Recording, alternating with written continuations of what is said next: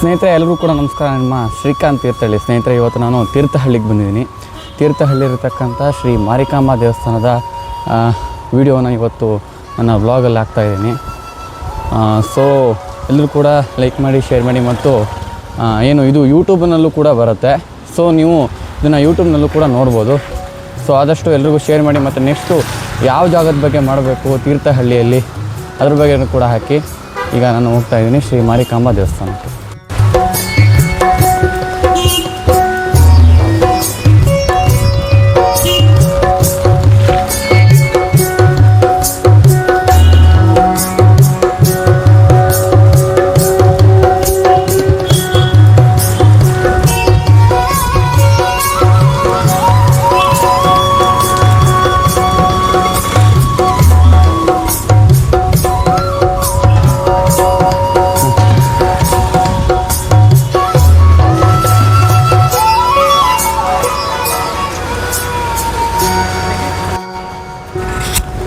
ನೀವು ನೋಡ್ತಾ ಇರೋದೀಗ ಮಾತಂಗಿ ಗುಡಿಯನ್ನು.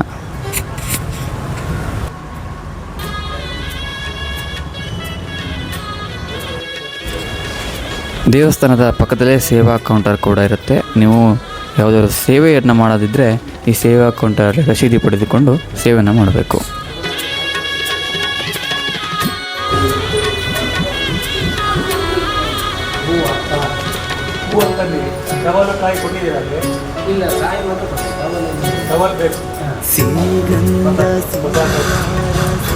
ಇದೀಗ ನಾವು ಶ್ರೀ ಮಾರಿಕಾಂಬಾ ದೇವಿಯ ದರ್ಶನವನ್ನು ಪಡೆಯೋಣ, ಬನ್ನಿ.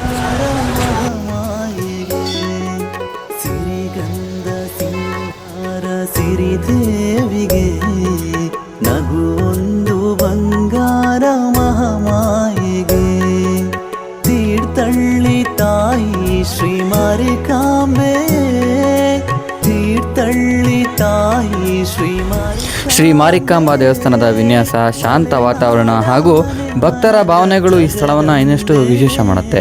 ದೂರದಿಂದ ಭಕ್ತರು ಇಲ್ಲಿಗೆ ಬಂದು ದೇವಿಯ ದರ್ಶನವನ್ನು ಪಡ್ಕೊಂಡು ಇಲ್ಲಿಂದ ಹೋಗ್ತಾರೆ.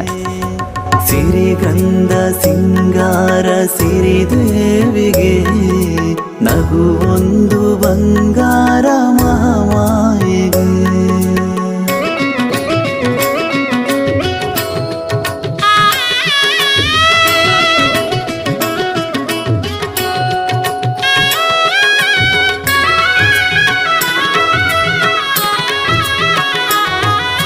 ಶರಣೆಂದು ಬಂದವರ ಸಂತೈಸಲು, ನೆರಳಾಗಿ ಅವರನ್ನು ಉದ್ಧರಿಸಲು ತೀರ್ಥಹಳ್ಳಿ ಪಟ್ಟಣದ ಹೃದಯದಲ್ಲಿ ನೆಲೆಯಾದಳು ತಾಯಿ ನಗುಮೊಗದಲ್ಲಿ, ನೆಲೆಯಾದಳು ತಾಯಿ ನಗುಮೊಗದಲ್ಲಿ.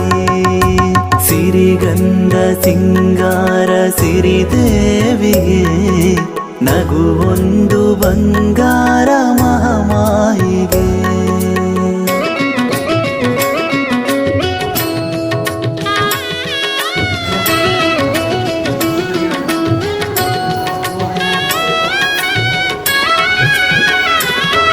ನಮ್ಮ ತೀರ್ಥಹಳ್ಳಿಯ ಶ್ರೀ ಮಾರಿಕಾಂಬಾ ದೇವರ ಜಾತ್ರೆ 2 ವರ್ಷಕ್ಕೊಮ್ಮೆ ನಡೆಯುತ್ತೆ. ಬಹಳ ವೈಭವದಿಂದ ಈ ಜಾತ್ರೆಯನ್ನು ಮಾಡ್ತಾರೆ.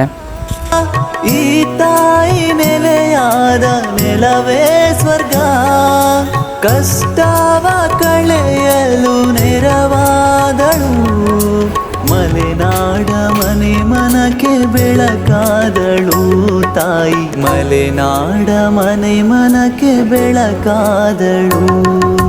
ಸಿರಿಗಂಧ ಸಿಂಗಾರ ಸಿರಿದೇವಿಗೆ ನಗುವೊಂದು ಬಂಗಾರ ಮಹಾಮಾಯಿಗೆ.